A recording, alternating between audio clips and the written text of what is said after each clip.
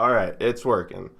Hey everyone, welcome back to the channel. Sorry, this is our second go at it, and I couldn't get it. It didn't work and record the first time, so luckily I noticed before we got too far in, but we're going to jump into it. 17 games to go through, so lots of games. Sorry, but it's going to be a long one. We got to say congratulations off the top to Shohei Ohtani, getting up there in the record for home runs of Japanese-born players, and we're only halfway through the season, so congratulations to him. And we're just going to jump into it because we got so many games, and I just want to rip through these.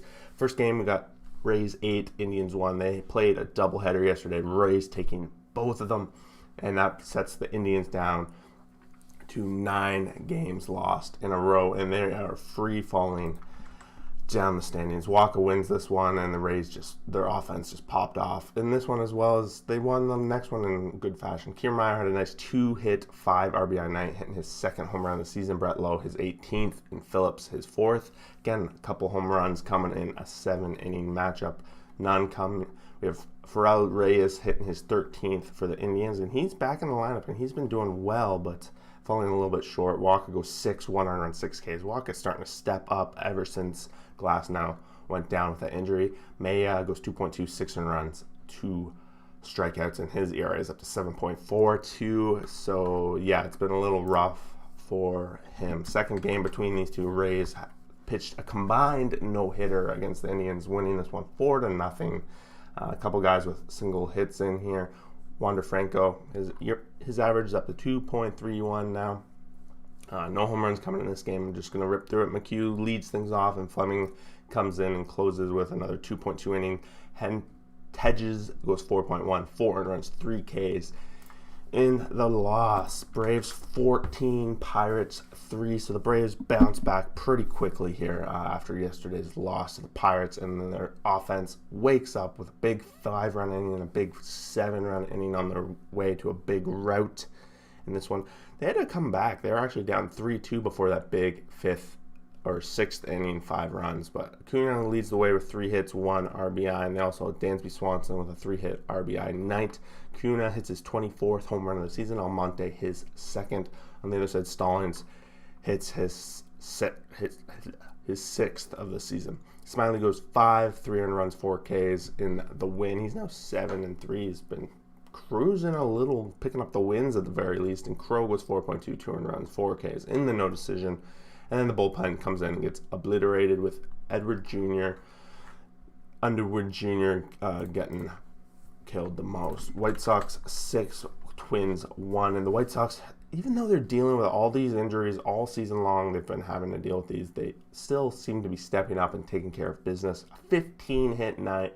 It's next man up scenario. Anderson goes 4, 1 earned run in the win. 4 hits, 1. I'm just getting this totally upside down. 4 hits for Tim Anderson, 1 RBI. I'm not talking about a pitcher. I'm talking about a batter. Larench for Minnesota hits his 7th home run of the season, and Garcia for the White Sox hits his 3rd of the season. Lance Lynn goes 6, 1 earned run, 6 Ks in the win. His ERA now drops below 2 on the season. Michael Pineda goes 5.1, 5 earned runs, 4 Ks, getting a little beat around by the White Sox. Moving along, we got the Tigers 5, Rangers 3. So the Tigers end up breaking the tie in this series. It was close. The series was very close, and it's been, even though they're 2 teams out of the playoffs, very well-matched matchup, and they're fun to watch. 2-2 going in 7th, where the Tigers put up a nice 3-run inning. Candelario hits his 5th home run of the season. Baddoo had a nice 2-hit night. And then on the other side, we have Gallo, 2-hit, 3 RBI night, double home runs, 23 up on the season. And Gallo showing why he's going to that home run derby. Kyle Gibson goes 6.1, 5 earned runs, 7 Ks. Probably one of his weaker outings of the season, but he's probably getting ready for that All-Star game, right? Gibson, right. Miz goes 4, 2 earned runs, giving up a couple home runs. Still, they're keeping that pitch count low for him on the season. Moving along, we got the Reds 5, Royals 2, and the Reds bouncing back after yesterday blowing it in the late innings. They chose to walk it off in the late innings this time and make a comeback. 3 runs in the 7th, 1 run in the 8th, 1 run in the 9th after trailing 2-0. they make a comeback here. India leading the way with 3 hits, 2 RBIs. No home runs coming from them, but a bunch of guys, basically everyone on the team got a hit at least, and a number of guys got a multi-hit night. Castellanos not in the lineup. I'm not sure why, what's going on there. On the other side, no home runs as well. Brady Singer goes 6, 1 earned run, 6 Ks, and Sonny Gray 7, 2 earned runs, 7 Ks. Apparently, Sonny Gray left this game after struggling in the first little bit, completely switched his entire outfit, and except his cleats, and ended up dealing after that. Moving along to the other doubleheader, we got the Mets 4, Brewers 3. They split the doubleheader, and in this one, the Mets have a comeback walk-off in the bottom of the 8th. But in the 7th is when they tie it up, bottom of the 7th as well. We have Urias, 11th home run of the season, Peterson his 4th, and then on the other side, Pereza for the Mets hitting his 6th of the season, which is off of Hader, and Hader actually blows a save. Insane. DeGrom goes 7, 2 earned runs, 10 Ks. He was actually in line for the loss in this one, but he gets out of there. Again, he's slowly letting his ERA trickle up out after the past 3 outings. Diaz is going to go in there for the win. Hader, first blown save of the season, coming off that home run from Pereza. Burns goes 5.2, 1 earned run, 8 Ks. So combined, these guys were amazing, but they couldn't close the door in that first game. But they bounced back in the second game, winning 5-0. And a complete Anderson goes 4, and then we have the bullpen coming in. Again, no earned runs. Boxberger does get into a jam with walking 3 guys, but he also struck out 3 guys at the same time. Home runs, Pina hits his 5th, Ed Ames his 14th, and Urias has another one in this game, his 12th, and the Brewers walk off. Do a nice win in that one. Angels 5, Red Sox 4 this game. These two teams are very well matched, and the Angels have quietly creeped really back into this wild card hunt, and they're only a couple games out of a wild card spot at this time, right in time for Trout to get back. And we know if the Angels, if they make the wild card, that's a lock for Ohtani. Like I said at the top, Ohtani hits his 32nd home run of the season, which ties him with Hideki Matsui for Japanese lead. Walsh also has a double home run night. He's up to 22. I keep saying that he ties him. I think he passes. Yeah, he tied him before. He passes. Why do I keep saying that? Ohtani, you are now the sole leader of Japanese home runs in a season. Congratulations. Japanese-born home runs. And he goes 5.1, 3 earned runs, 5 Ks, and then Rodriguez goes 5, 4 earned runs, 5 Ks. Rodriguez has been pretty wishy-washy. Like, I don't see how his consistency is really there. He always seems to get in these situations. He is 5.52. He's definitely one of the weaker ones on the Red Sox. And we're going to keep things rolling. Blue Jays 10,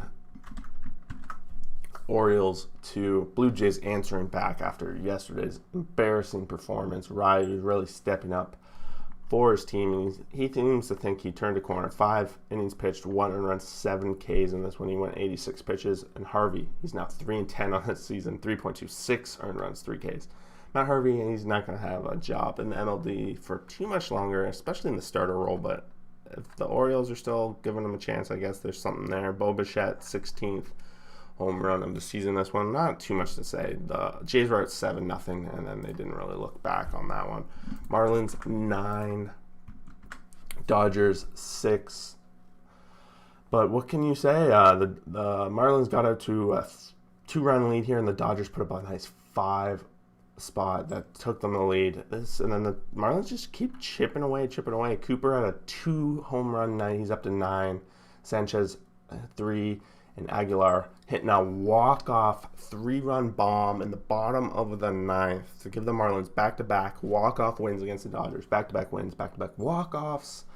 And Aguilar leading the way, 2 hits and 3 RBIs. Detweiler goes 2.25 earned runs before he gets the yank. And they go to Holloway for the long relief. He goes 4.1, keeps the door shut and keeps his team in the game.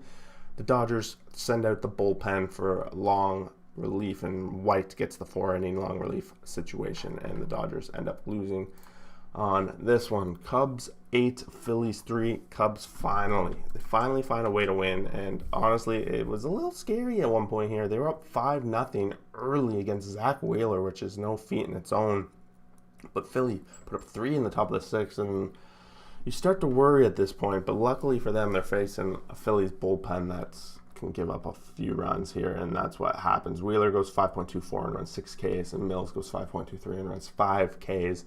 We have no home runs coming from the Cubs. They just generated these runs, and McCutchen hitting his 15th. That's back-to-back home runs now for the Cutchen.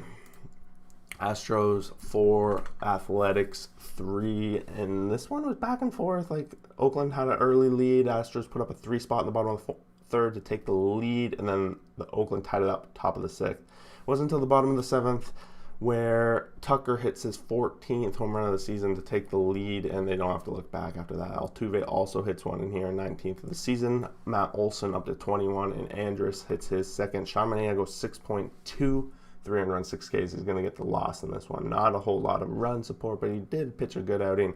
Garcia goes 5, 100 run, 7 strikeouts before Javier comes in there and actually blows the save, and the bullpen has to close the rest of the door. Moving along, Arizona 6, Rockies 4, and Arizona has won back-to-back games for the first time since May. Wow, it's been a long time. I should be wearing my Arizona hat because I don't get a lot of chance to do that, but didn't do it. Escobar leading the way with a 3-hit, 3 RBI night, and we have a couple guys on the Rocky side with 3-hit nights. Blackman, McMahon, but they're going to fall short. Diaz, his 7th home run of the season, and Escobar, his 19th for the Diamondbacks. Castellanos goes 4, 0 earned runs in the start, and Senzala goes 6, 3 earned runs, 5 Ks in his loss. He's 2-8 on the season, but he probably deserves a little bit better fate than that. But being on the Rockies on the road, pretty much a recipe for the Diamondbacks to have some sort of winning streak, and that's what they've done. Next up, we have Giants 5, Cardinals 2. Giants, big comeback, big step here in the right direction. While the Dodgers are losing, they find a big win that they very, very much needed to give them a game-and-a-half lead now. Alex Wood goes 7, 1 earned runs, 6 Ks, leading the way, showing that getting back to the Giants' way of starting pitchers carrying the load. Oviedo goes 4, 2 earned runs, 3 Ks in the loss. We have Roof hitting his 8th home run of the season for the Giants, and they had it close here. It's 3-2 until the bottom of the 8th, and they added 2 runs of insurance to go into that 9th with a little bit of a lead, and they didn't have to look back after that. Moving along with the Nationals 15, Padres 5, and it's nice to see the Nationals kind of starting to roll now that they have their majority of their team there. It looks like Trey Turner left the game, or maybe it was just defensive near the end there, because he still did get 5 at bats, so I'm not going to read into that at all. 10-0 after 4 innings for the Nationals. So the Padres chipped away a little bit, but it doesn't matter. 4 more added in the 8th. Juan Soto, the only home run coming from that Nationals, 15 runs, 11th of the season off of Paddock. Hosmer hits his 7th, and Grisham hits his 11th for the Padres. Paddock only lasts 2 innings, giving up 8 earned runs, and now his ERA is 5.4. Padres got to be a little bit concerned about the latter half of their rotation. Corbin goes 6, 200 runs, 3 Ks in the win. Big win for the Nationals, keeping pace in their division. Last game of the night, Yankees 5, Mariners 4. Yankees got it 5-0 early and didn't have to look back. They managed to close the door after that. And Seattle had a 3-run 6th inning to bring it within 1. It was only a 3-hit performance for them, so they fell a lot short. Tom Murphy hits his 7th of the season, which is that 3-run bomb in that 6th inning, which brought it really close. But Aaron Judge leading the way for the Yankees' 20th of the season. It was an interesting. Herman comes in middle relief. He had a root canal in the morning. And came in for that. Kikuchi goes 5 runs, 5 Ks in the loss. Guys, I just ripped through it today. We had 17 games. Like, come on, I can't go through every little detail. Otherwise, this thing would be a 25-minute video. And we had an issue at the beginning where the first time I tried to record it messed up. So I tried to rip it through. Thanks for everyone that showed up. The Reds should still be on a win streak.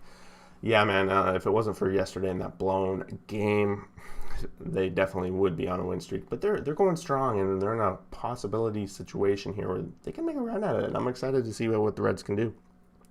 Otherwise, if you guys are watching this not live, go down there in the comments. Let me know what happened in last night's game that I might have missed, what you guys enjoyed about last night's games, and what we should look forward to in the future. Otherwise, we will see you guys for the next video. Peace out. Thanks for watching.